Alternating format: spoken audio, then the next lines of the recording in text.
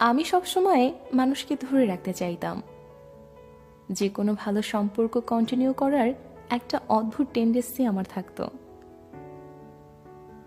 অনেক ক্ষেত্রেই অপর দিক হতে আমার মতো চেষ্টা থাকতো না। তাতে আগে কষ্ট পেতাম, মনে হতো এমন কেন। এখন বুঝি আমি ভুল ছিলাম। যারা সুযোগ পাওয়া মাত্র আমার কথা মাথাতেই রাখে না, তাদের আমি মনে জায়গা দিয়ে বসে থাকতাম।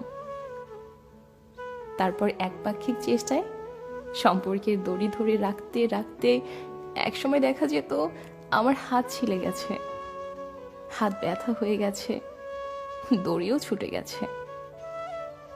আর তারা তারা তাদের মতোই আছে।